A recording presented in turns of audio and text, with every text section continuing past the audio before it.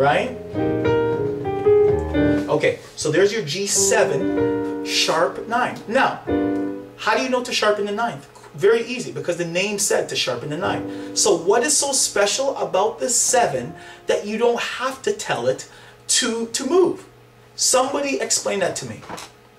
Now, obviously, you're not going to be able to interact with me because we're not talking live, but that's exactly my point. So that's why I say the naming of that chord is incorrect. Now I'm going to show you the real reason why it was called G7, okay? It's going to blow your mind how simple this is. Now, I got to also let you know that if you start seeing other people starting to teach it this way, you know that this is the first place where you saw it. So I'm just revealing some of the methods that are used in the NEQ music system in terms of how to understand and play music, okay?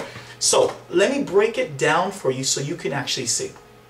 Okay, hope you have the understanding, because I'm not going to get a close video shot where you can watch my hands, which I don't feel is the best way of teaching anyhow. I believe that to learn how to play, all you have to do is be taught how to understand music, okay? So we have our G7, the G7. For those of you that are advanced musicians, you know basically that there are certain chords that work on certain numbers, okay? So we're going to use C because it's the easiest to see, okay? No pun intended. Pun intended maybe.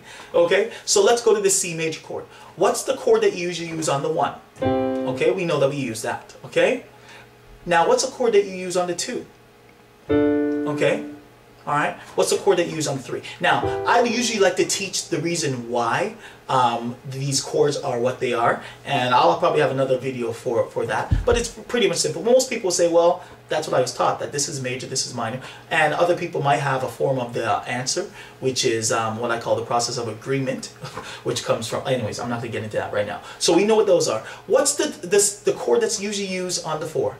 Okay, it's a major, right? Chord on the 5. As a triad, it's a major. I'm keeping things very simple, okay? Now, on the 6, what type of chord do we usually use on the 6? Right? It's a, right, once again, I usually like to explain why, and we can get that another time. But right now, I'm just going to go very quick. 6 is usually a minor. Very good. So we have a 6, it's a minor. What type of chord do you play on the 7? Right? We're talking about triads. All right? We have that chord. That chord is known as what? Exactly. I like to call it a B minor flat 5. So B minor flat 5. It's also called a diminished triad. Triad meaning 3 notes. So it's a diminished triad. Now, the reason why I make that, I stress that because I also have an issue or an error with the actual D diminished 7 chord, and I also have an issue with the half diminished. To me, those don't make sense. Now those are other errors, which I'll be highlighting in another video. But right now, we're just going to deal with the triad, the 7th chord. So what degree, on the 7th degree, what type of chord do we use? Correct. We use the minor flat 5, which is a diminished triad, 3 notes. Okay, so very simple. This is how we got the G7 chord. For those of you that are going to see this, you're going to be like, what? How did we get the G7 chord? Well, I'm about to bring it to you. It's very simple. What's the 5th degree in the key of C? The 5th degree in the key of C. It should be exactly 1, 2, 3, 4, 5. It's G. Okay? Now, what's this? What now? Let's look at the G7 chord. What is in it? Tell me the letters. We have the G, we have the B, we have the D, and we have the F. I'll say it again. We have the G, we have the B, we have the D, and the F. Ladies and gentlemen, I'm about to reveal something that hasn't been taught for centuries, okay? How they got the name G7 was very simple.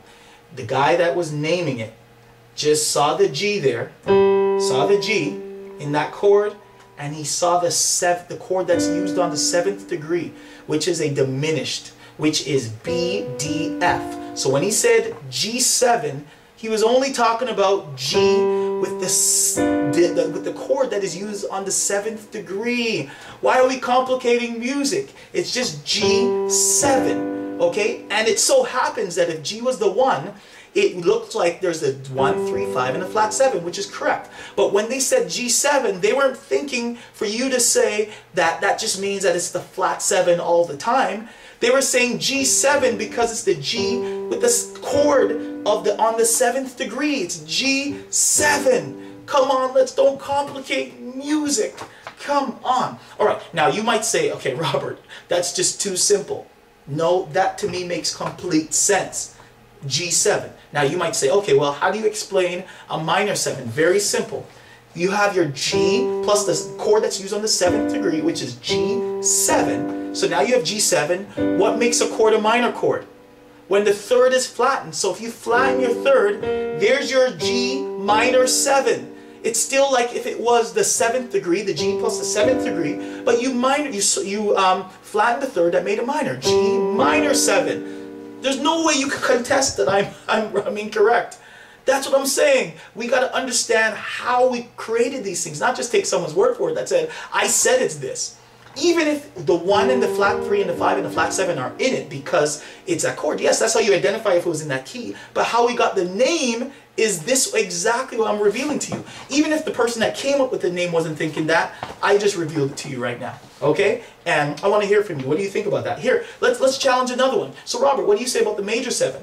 Very simple. C major and the 7. C major 7 has the 7th in there. So what do you think, Robert? So what do you think you should call the G7 then? Well, you could call it G dominant 7, or you can call it, what should the major 7 be? It should be G major flat 7. The correct name for a G7 chord, as you call it, should be G major 7. All right, G major flat 7, actually. What am I saying? It's G major should be flat 7. That's the correct name. Now, obviously, we're not going to change all the music books, which maybe should be changed, but because it's been around for centuries. But I'm showing you something that's incorrect. It's should be called G major flat 7. Now, you can go through all your chords. I guarantee that makes sense, and it will line up with every one of your chords. What do you think about that? I want you to listen to this video again and you break it down. You'll see how simple and how much sense that makes. Alright, that's why I say there are some errors in music theory that I am going to be revealing that's out there. Alright? So I'd love to hear from you. What do you think?